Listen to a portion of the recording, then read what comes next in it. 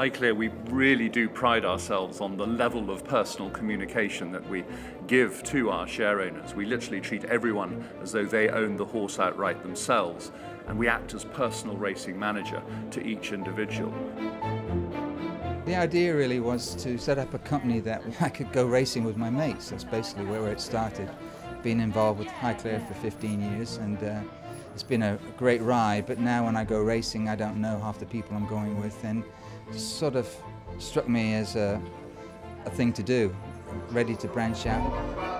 The average purchase price of a horse in our regular syndicates would be around the 100,000 guineas mark, and therefore this sort of wonderful jump up to 250,000 guineas per horse makes a significant difference to John. I mean, his eyes absolutely lit up when Simon said that he was going to go ahead with Bermuda Thoroughbred Racing and the first long-tail account, because what that enables him to do is not only buy a magnificent physical specimen, or physical specimens, which obviously we can see here with these two lovely, lovely horses, but also it means you can buy pedigree underneath the physical specimen. And that's absolutely critical. And we've got the best guy in the world buying the horses, and you add in these key percentages by being able to spend more, then obviously you do give yourself a much, much better chance of success.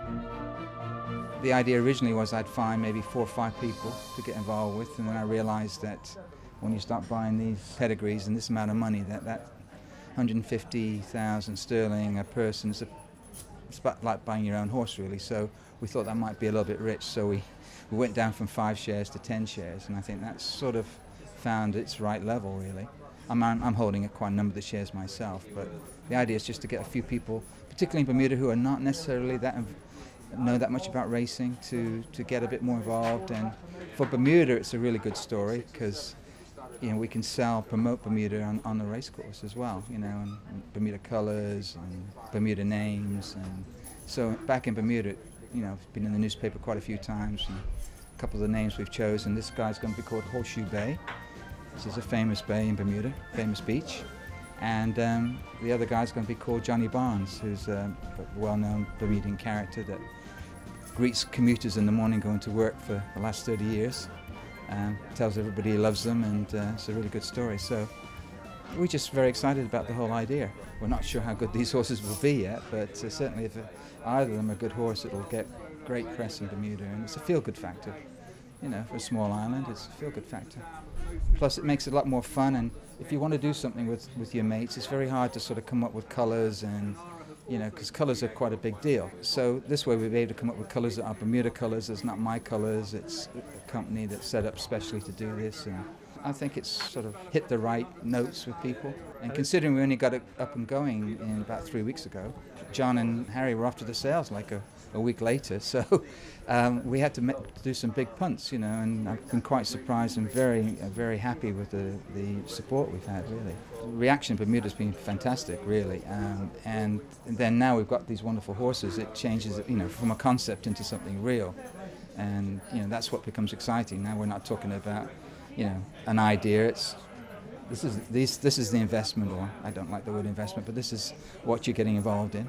One of the guys that came in said to me, he says, "This sounds like good fun." He says, "We're going to have some great dinners, aren't we? It sounds like good dinner parties to come out of this." So that's the way he was looking at it. I think it is. It's about having some fun, getting together with people you like. You have to enjoy not just horse racing. You have to enjoy horses. You have to enjoy, going to the gallops, seeing the trainers. If you don't get that, then it's really not something you should be doing. John Gosden was a sort of a natural choice in the sense that, champion trainer. We've had some horses with him in the past, but not for quite a few years, particularly when they bought Johnny Barnes, because I think he just fit the mold of John Gosden. He's going to probably be a precocious 2-year-old and out there sort of maybe for Royal Ascot next year. I was over at the Goss sales and going around the horses. I saw him early on, and I thought he was a very beautiful horse. He came up very early, number 7, and I'm afraid we didn't get close with our bid. We didn't have enough, but it was more than thrilling to me. I saw John aboard him, so I was over the moon when I heard that the horse would be coming to us to train. That was really exciting. So I think to put a syndicate like this together, and having just met Simon, it's an incredibly bold and a lovely idea, and it'll be really nice training for people who'll come and stay with us, maybe, if they can, have dinner and come and see the horse and be part of that side of it. Because a lot of the fun of having a horse is not just going when they race, it's also seeing the training side. John has sort of an international bent, and his wife's American. You know, we would like to take some of our horses, either these horses or both of these horses, maybe to America or Australia eventually to run. So John's obviously got that background. So I think he was the obvious choice. And Sir Michael, I mean, all our major successes have been with him, Petrushka, Harbinger. You can't really knock it. He don't come much better than Sir Michael. I saw him a couple of times before he went through the ring. You know, he's a handsome colt, mature. Arch is having a really good spell at the moment, and he's out of a listed winner of the National Stakes, who was third in the Princess Margaret. The dam's a sister to Dust Dancer that won the Nonette. It's a good Galandris family, so you know we're entitled to be very hopeful with him, and he's a January foal. He shouldn't take too long. He's got some maturity and precocity about him, and like what we see at the stage. Harry and his team are going to do just what they would normally do for their own syndicates. I'm just going to be the promoter, if you like, and it's all about having fun. They'd be racing managers, effectively. I couldn't do it without Harry and John. They'll handle everything, and they'll, you know, do the normal stuff they do with all their clients. So it's just a natural fit. And also, we've been trying to promote high-class shares to the Bermuda Thoroughbred Racing owners as well, because it's a numbers game, really. So the more horses you're involved with, the better chance you have of success, really.